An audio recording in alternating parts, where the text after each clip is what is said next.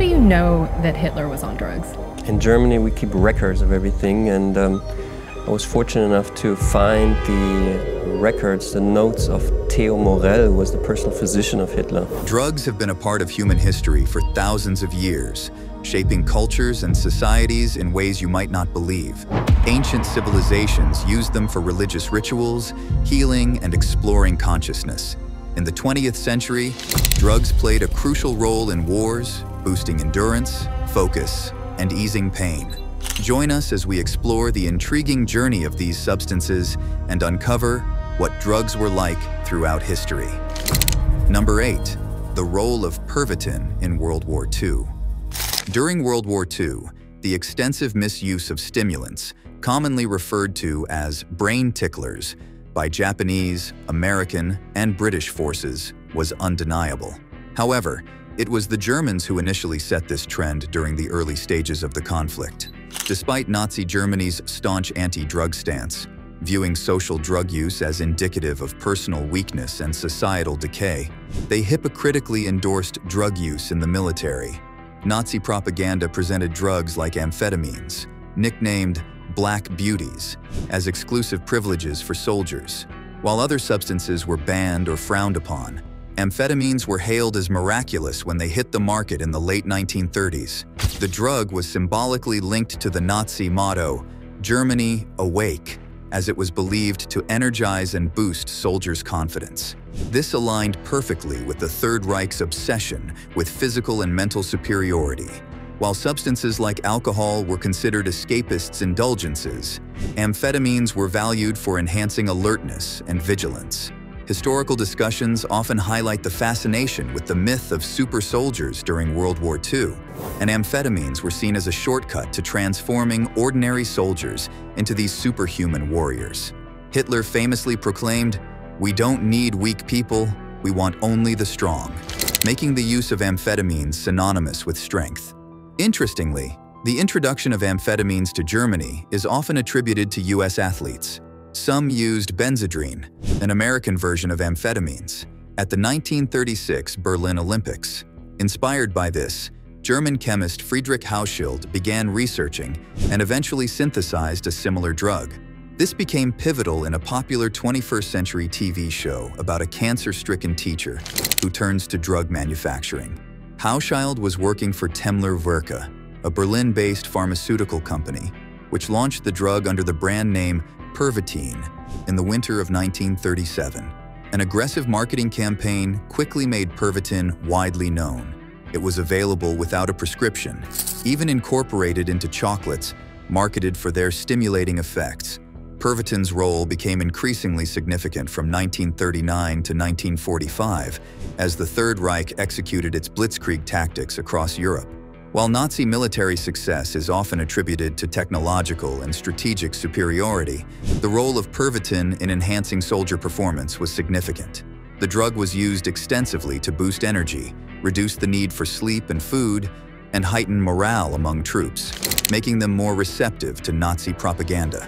Despite its popularity, Pervitin remained legal in Germany only until 1941. In this period, it faced stricter regulations due to its widespread use and growing concerns about its effects. During this period, large billboards promoting Pervitin were common in Berlin, reflecting its initial acceptance and subsequent fall from grace as its use became more controlled. Norman Ohler, in his book Blitzed Drugs in Nazi Germany, points out that at one time, the entire nation was reliant on Pervitin. Initially, the drug was not intended as a military tool, but as a competitor to Coca-Cola. The advertising campaign portrayed Pervitin as a benign, casual drug that offered energy, efficiency, and a sense of well-being.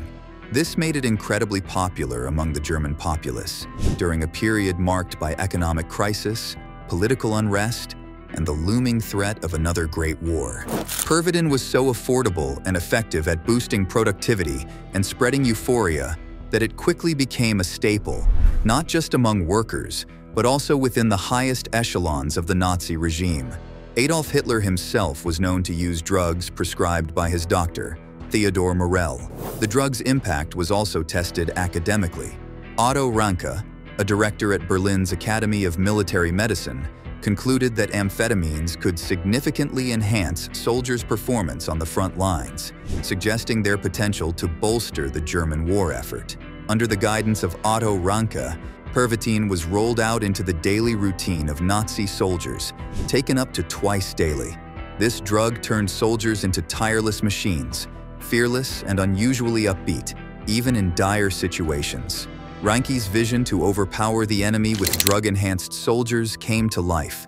Soldiers marched up to 60 kilometers and pushed through non-stop for 3 days without sleep.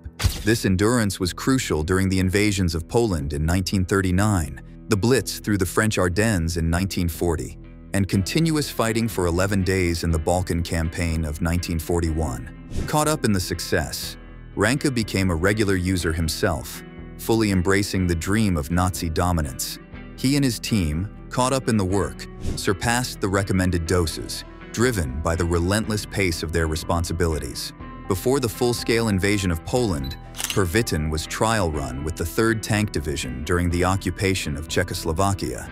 Its effectiveness there led to its widespread military use, contributing to the tragic deaths of over 100,000 Polish soldiers. This period marked the birth of the term Blitzkrieg, or lightning war, characterized by rapid, forceful attacks that stunned enemies, enabled significantly by the alertness provided by Pervitin. However, Pervitin was no miracle. It was a double-edged sword. Early on, health problems like exhaustion, heart pain, and circulation issues were noted. These concerns prompted further studies by Leonardo Conti, the Reich Health Führer, leading to the drug's regulation in 1941.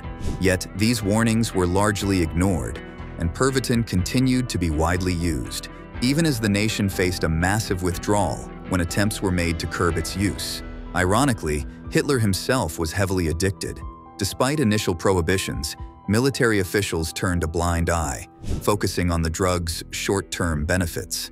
Its use even spiked during the ill-fated Operation Barbarossa, from June to December of 1941. Some speculated that the prohibition was merely to ensure more supply was directed towards soldiers rather than civilians. The reliance on Pervitin became apparent as German forces depended on it for their relentless advance, claiming Denmark, Norway, Holland, Belgium, and finally France in swift succession. British reports painted the German soldiers as drugged, fearless warriors, a sentiment echoed by Churchill, who expressed his astonishment at the overwhelming speed and coordination of the German advance in his memoirs. However, the dependency on Pervitin had severe consequences. Regular intake led to addiction among troops, and when supplies dwindled, withdrawal symptoms wreaked havoc. German soldiers suffered from nausea, hallucinations, and severe cognitive decline, which hampered their effectiveness. Efforts by Conti to curb the use of Pervitin were in vain as the army's dependence grew, leading to increased deaths from cardiac failure and other health issues. The drug that once fueled the Blitzkrieg eventually contributed to strategic failures, including at Normandy, which were worsened by Hitler's own drug-induced poor decision-making. In the end, while the Nazi regime fell, the pharmaceutical company behind Pervitin, Temmler Work, profited immensely. Number 7. Morphine in the trenches. Between the American Civil War and World War I, the use of painkillers hadn't changed much. Morphine was the main drug used to relieve the terrible pain that soldiers felt when they were wounded on the battlefield. This drug came into play because artillery shells caused devastating injuries by ripping through flesh and breaking bones, leading to severe damage to organs and horrific facial injuries.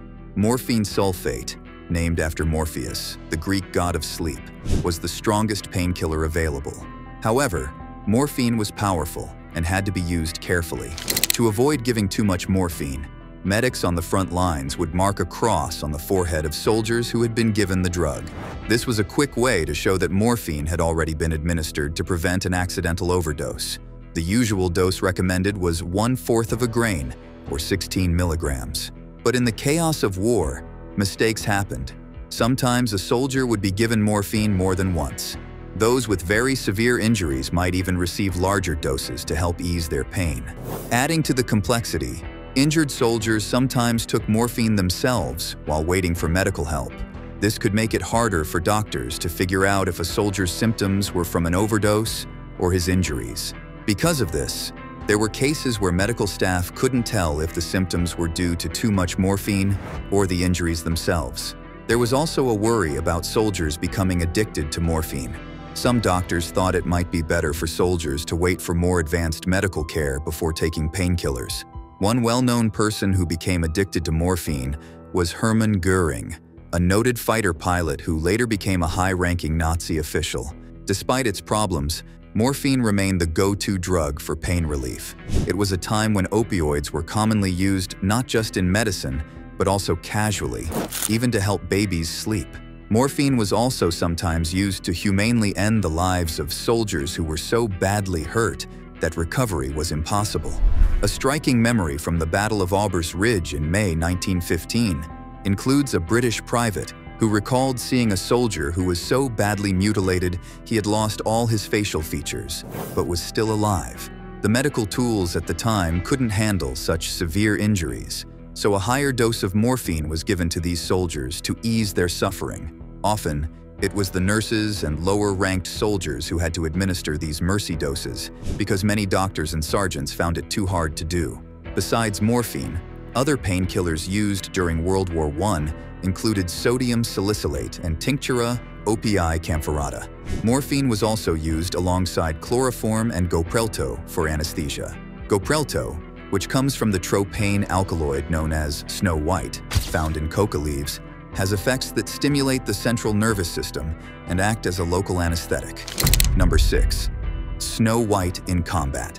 In the 19th century, Europeans unlocked the secret of the Andean people, the remarkable endurance provided by coca leaves. By 1859, scientists had isolated the powerful compound within these leaves, dubbed snow white. Shortly after, in 1862, the German pharmaceutical firm Merck began to produce and market it extensively. Initially, snow white was celebrated for its ability to boost physical performance, without apparent risk. The military potential of this drug was first explored in 1883 by Theodor Aschenbrandt, a physician in the Bavarian army. He noted its appetite-suppressing properties, theorizing that it could reduce military food supplies by up to 20%. This dual benefit of reducing hunger and increasing stamina made Snow White a valuable asset in warfare. As World War I erupted, Snow White was readily available in pharmacies across Europe and America. It was used both as a standalone drug and as an ingredient in many popular medicines and tonics for minor ailments like runny noses and coughs. One notable example was Rhino's hay fever medication in the United States, which was purely composed of Snow White. At that time, substances like tobacco and Snow White were naively deemed harmless. The military found another use for Snow White as a local anesthetic and a performance enhancer. Soldiers were even allowed to purchase it independently if they felt the need for a boost. Its use was so pervasive that there was no accurate way to track the quantity consumed by troops. It served as a morale booster, a way to sharpen focus and enhance overall performance in the grim trenches of the war. German fighter pilots used Snow White during long flights, and French records indicate that early airmen were particularly fond of the stimulant, finding that it helped them cope with the frigid temperatures at high altitudes.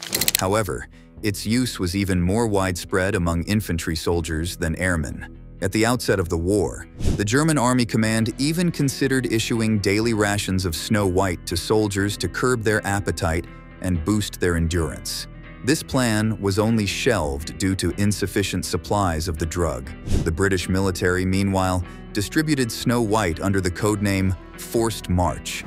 They provided it in the form of gelatin-coated pills, which also contained kola nut extract to enhance the flavor. Even the prestigious department store Harrods got in on the action, offering kits containing morphine and Snow White, complete with syringes and needles.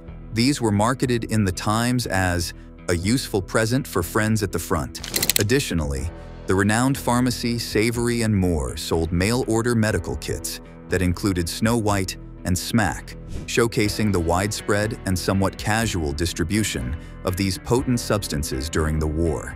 The acceptance for Lady Snow didn't last for the entire war. In France, there were accusations against Germany for allegedly smuggling the drug into French cities and trenches to weaken their military efforts. Similarly, in Britain, there was growing public outcry against its use. The British media and politicians stoked fears nationwide, labeling the drug as more lethal than enemy fire. The turning point came in 1916, when a Canadian major discovered that a London escort and her agent were distributing cocaine to his troops. This led to an investigation that found 40 men at a local camp had become addicted. The incident received widespread media coverage and significantly influenced the push for stricter drug regulations.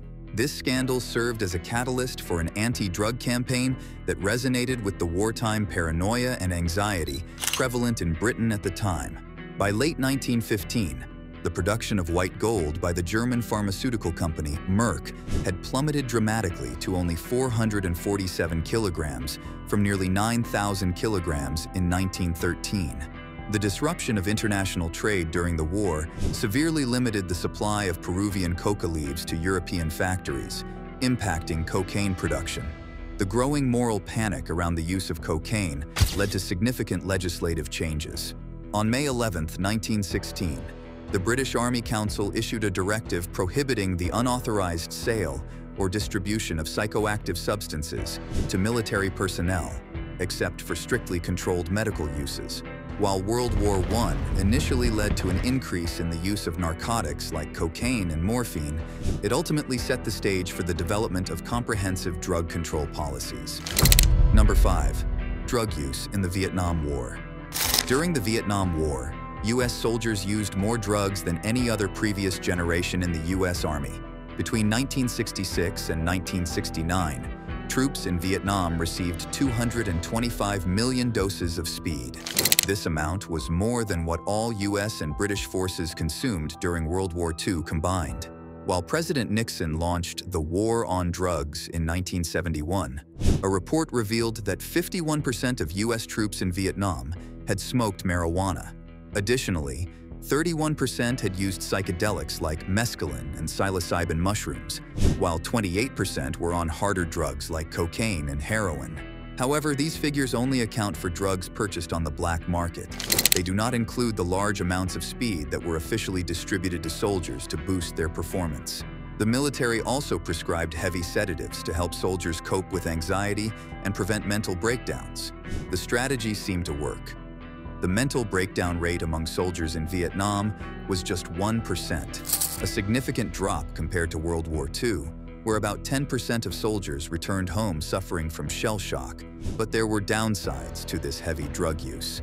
Author Łukasz Kamienski, in his book Shooting Up: A Short History of Drugs and War, suggested that withdrawal from drugs like amphetamines may have contributed to some of the atrocities committed against Vietnamese civilians. The Vietnam War was a nightmare for many soldiers, and the stress, combined with drug withdrawal, might have led to extreme reactions in dealing with civilians. Despite the widespread use of prescribed drugs, it was the use of illicit substances in the army that caught the world's attention. Marijuana use helped some soldiers relax, while heroin, smuggled mainly by anti-communist groups from Hong Kong and the Golden Triangle, was cheap, plentiful, and pure enough to smoke. In his famous Public Enemy No. 1 speech, America's public enemy number one in the United States is drug abuse. Nixon blamed these illicit drugs for the unfortunate outcome of the Vietnam War. Number 4. Cannabis in Egypt and Mesopotamia. About 12,000 years ago, humans began farming in the Fertile Crescent, a fertile region stretching from the Nile to the Tigris. This marked the beginning of civilization. But right after farming, another major development took place: alcohol. As odd as it may seem, after learning how to grow crops, humans figured out how to ferment them, creating alcohol. This mind-altering substance became deeply ingrained in human culture. Psychoactive drugs have been part of our history from the very start. But how did this all begin? Some archaeologists were initially reluctant to believe that ancient civilizations like Mesopotamia, Egypt, the Indus Valley, and China were not as conservative as they had assumed. The truth is, these early people experimented with various substances, and one of the first they tried was hemp. Hemp, known today as cannabis, was spread far and wide by the Yamnaya people. The Yamnaya were nomadic herders from Central Eurasia, living north of the Black Sea and the Caucasus Mountains. They are now considered one of the three main tribes that helped lay the foundation for European civilization. Around 5,000 years ago, the Yamnaya moved eastward, bringing cannabis with them and spreading its use throughout Eurasia. However, their history was also marked by violence. When the Yamnaya arrived in Britain about 5,000 years ago, they didn't just bring cannabis. They wiped out the peaceful farmers who originally lived there and built Stonehenge. This pattern repeated across Europe as the Yamnaya spread their influence. Archaeological digs in the Caucasus have uncovered evidence of cannabis use dating back to around 3000 BCE, showing that it was widely consumed. Despite this evidence, some archaeologists still doubt that the Yamnaya were the first dope dealers of the ancient world. Their main argument is that ancient texts don't explicitly mention the recreational use of hallucinogens. But this skepticism doesn't hold up against the archaeological findings, which clearly show that cannabis was used for more than just making ropes. Cannabis was also recorded for medical use in Egypt and Mesopotamia. However, because these records are in ancient languages that have been dead for thousands of years, it's hard to know exactly how they referred to cannabis. A clay tablet from Assyria lists over 400 drugs, and cannabis is among them. The Egyptians, meanwhile, provide even clearer evidence. Ancient texts like the Ramesseum Papyrus and Ebers Papyrus describe how cannabis was used for medical treatments. For example, cannabis mixed with celery was used to treat glaucoma. Ebers Papyrus also mentions cannabis ground with honey for feminine remedies. Interestingly, modern research is exploring cannabis for treating menstrual pain and conditions like endometriosis. The presence of cannabis in many ancient Egyptian tombs, including that of Pharaoh Ramesses II, shows its importance in their culture. Cannabis featured prominently in the myths and images of two Egyptian goddesses, Seshat, the goddess of wisdom, and Bastet, the fierce goddess of war. It was even thought to be linked to witchcraft. During special ceremonies and celebrations, people often used weed, showing its role as a party drug. This makes it clear that both the Egyptians and Mesopotamians enjoyed cannabis, not just for its medicinal qualities, but for fun as well. Number 3. The mystical fungus. In ancient Greece and Rome, two drugs were most prominent: opium and cannabis. However, another lesser-known substance played a unique role at home: ergot. This fungus has had a surprisingly significant impact on history, influencing events like the Salem witch trials, the French Revolution, and even the Dancing Plague. But its use dates back even further, to around 1600 BCE in ancient Greece. It is believed that a secretive cult dedicated to Demeter and Persephone used ergot to induce visions. These visions were part of their quest to unlock the Eleusinian Mysteries, a set of sacred rites performed annually at Eleusis in ancient Greece. The cult gathered each year to honor Persephone's descent into Hades and her eventual return to the living world, where she would reunite with her mother, Demeter, the goddess of fertility. To experience these mysteries, participants were required to drink a hallucinogenic beverage called kykeon, which some historians believe was laced with ergot. Consuming this drink was thought to be a spiritual journey, unlocking visions that symbolize death and rebirth. While it's difficult to confirm whether locally grown barley infected with ergot was the active ingredient in kykeon, many believe it was responsible for the powerful visions experienced by the cult members. Moreover, researchers unearthed fragments of ergot at a temple in Mas Castellar in Girona, Spain, dedicated to the Eleusinian goddesses. These fragments were discovered inside a vase and in the teeth of a 25-year-old man buried there. This evidence suggests that ergot was indeed consumed and supports the idea that it was an ingredient in kykeon. Number 2. Opium in ancient Rome and Greece.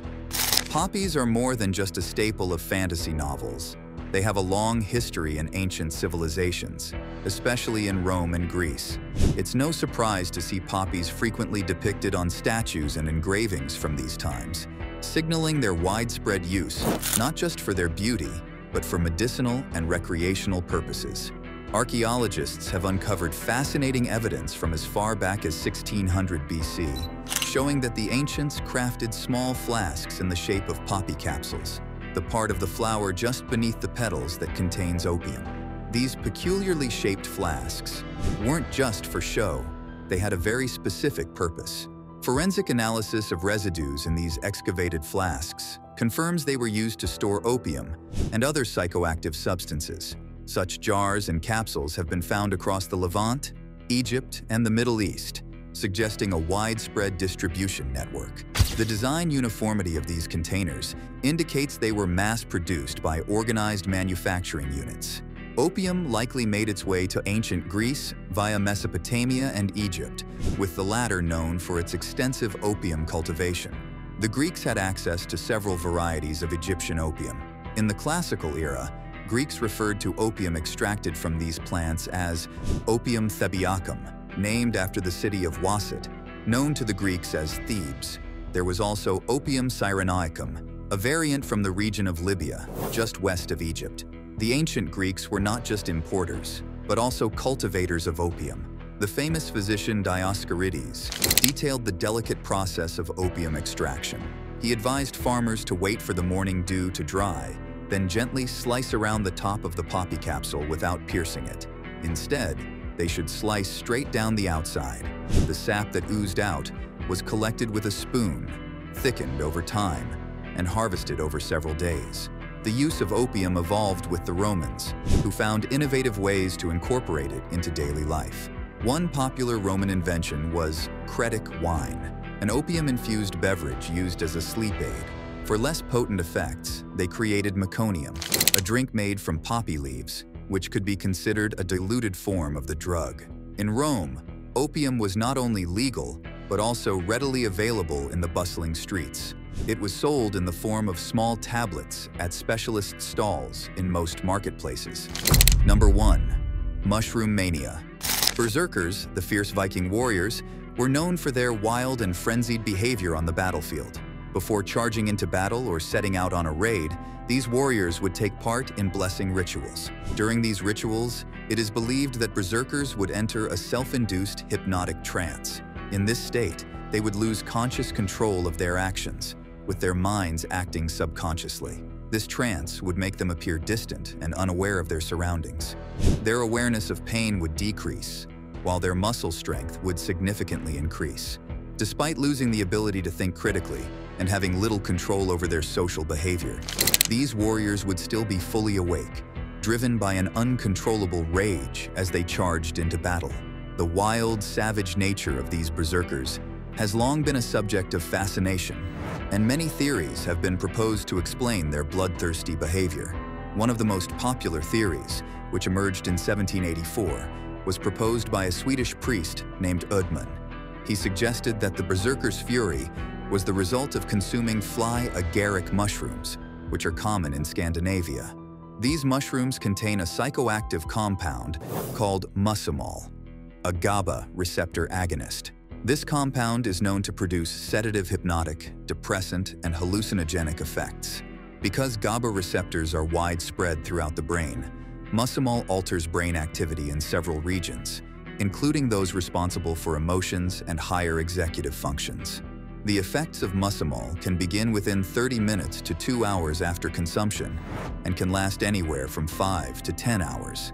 Some of the side effects include increased salivation, muscle twitching, tremors, and intense delirium, all of which are consistent with the behavior of berserkers. The fly agaric theory has gained popularity over the years and is widely accepted by many. However, most experts today view this theory as implausible. Ödman based his theory on reports from Siberian shamans, who were known to consume fly agaric mushrooms during their rituals. However, it's important to note that Ödman never tried the mushroom himself. If he had, he might have reconsidered his theory. While fly agaric mushrooms do have hallucinogenic effects, they can also lead to depression and apathy. Additionally, these mushrooms are quite poisonous, causing nausea, vomiting, dizziness, involuntary movements, and even seizures. Given the poisonous nature of fly agaric mushrooms, it seems unlikely that they were the cause of the berserkers' fury. Another possibility is the white agaric mushroom, but this theory is also flawed. White agaric shares many of the toxic effects of fly agaric and can even put a person in a coma or cause death. Another theory suggests that the cause of the berserker fury could have been Claviceps purpurea, a fungus that contains a compound used to synthesize LSD. However, Claviceps purpurea is also highly poisonous, making it an unlikely candidate for creating the berserker trance. The trance experienced by berserkers was more likely a form of psychomotor automatism, a state where a person acts with diminished responsibility. After the intense high, these warriors would likely experience extreme exhaustion and would need long periods of rest. With the spread of Christianity, these wild practices gradually faded. The rituals and actions associated with berserkers were seen as demonic and were strongly discouraged by the Christian Church, leading to their eventual decline. Thanks for watching. See you in the next video.